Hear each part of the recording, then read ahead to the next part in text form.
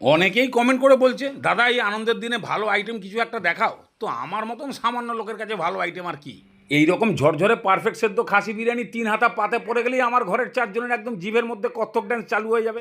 আমরা তো মজা পাচ্ছি, তার সঙ্গে দেখো থালাও কেমন ঘুরে ঘুরে মজা নিচ্ছে। তবে এই তলায় গুটলি লাগানো থালা তোমরা আবার নিয়ে নিও না, নাহলে মাখামাখি করবে হাওড়ায় আর শিয়ালদা থেকে মুখে তুলতে হবে। তবে একটাই কথা বলবো, একেবারে বেধরক মার্কা টেস্ট। এই মটন বিরিয়ানির সহজ পাটটা এখন পড়বো, একবার শুনে নাও, বুঝতে পেরে যাবা। প্রথমেই চালটাকে ভালো করে ধুয়ে ভিজিয়ে রেখে দাও। এবারে খাসিটাকেও এরকম একটু বড় বড় পিস করে নেবা, তাহলে খাওয়ার সময় 36 ইঞ্চি হাঁ করে একেবারে টানাটানি করলেই মজা পেয়ে যাবা। এবারে বেশ খানিকটা নুন দিয়ে দাও, খাসি যেন কোনো রকম এই পানসা না থাকে। এখানে 1.5 কিলো আছে, 4-5 চামচ আদা রসুন পেস্ট, 100 গ্রাম টক দই, একদম চামচ ভর্তি করে 1 চামচ হলুদ, লঙ্কার গুঁড়ো বুঝে শুনে বেশ খানিকটা, 2 চামচ ধনে গুঁড়ো, 1 চামচ গরম মশলা। একে একদম দলাই মলাই করে মেখে দিয়ে সাইড করে রেখে দিয়ে এবারে কড়াই বসাও, বেশ খানিকটা তেল, কেন বেশি তেলেই বেরেস্তা পারফেক্ট হবে। এরকম পাতলা কাটিং পেঁয়াজ একটু বেশি তেলে ভাজলে তবেই সেটা মচমচে ঝরঝরে একদম পারফেক্ট বেরেস্তা।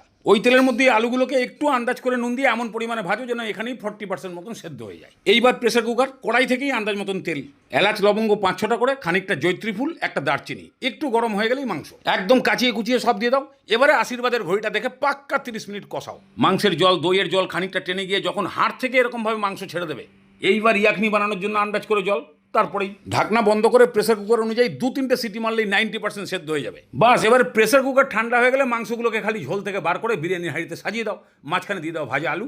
আর এই যে ইয়াকনিটা, এর মধ্যে খানিকটা দুধ, 50 গ্রাম টক দই, 2-3 চামচ বিরিয়ানি মশলা, 3 ঢাকনি কেওড়া জল, 3-4 ফোঁটা আতর আর 2 চামচ মতো ঘি। বাস, ঘিটা খালি গুলে গেলেই ওই বিরিয়ানির হাঁড়িতে অর্ধেকটা ঢেলে দাও, আলু যেন হাফ ডুবে যায়। এর উপরে খানিকটা বেরেস্তা। বাস, এবারে ভাতের জল বসাও। শাহি জিরা, জয়ত্রী, দারচিনি, এলাচ, কাবাব চিনি, তেজপাতা যা হাতের সামনে আছে দিয়ে দাও।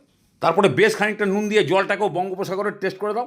এইবার যখনই ফুটতে শুরু করবে ভেজানো চাল, চাল যখন হালকা টিপলেই ভেঙে যাবে, কিন্তু সেদ্ধ হতে বাকি আছে, এই সময় জল ছেঁকে বিরিয়ানি হাঁড়িতে এইরকম গরম গরম চাল দিয়ে আলু আর মাংসকে পুরোপুরি ঢেকে দিলে ওদের যতটুকু সেদ্ধ হওয়ার বাকি আছে পুরোপুরি সেদ্ধ হয়ে যাবে।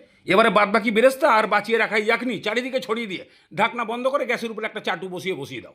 এবারে হাই ফ্লেমে 10 মিনিট আর লো ফ্লেমে 25 মিনিট রেখে দিলেই ভেতরে এমন গণনা হবে, বাইরের লোক সব রেজাল্ট দেখেই আনন্দে আত্মহারা হয়ে যাবে। কি কেমন ঝরঝরে লাগছে, তার মধ্যে সেন্ট তো যা বেরিয়েছে ডিকশনারিতে কোনো ভাষাই খুঁজে পেলাম না যে বলবো। আর মটন পিসগুলোকে দেখো একেবারে গোটা গোটা আছে, কিন্তু পারফেক্ট সেদ্ধ। দেখো একবার, আঙুল দিয়ে যদি এরকমভাবে আলাদা হয়ে যায়, তাহলে দাঁতের কাছে তো ওটা নস্যি, গুড়াখু এগুলোর মতন।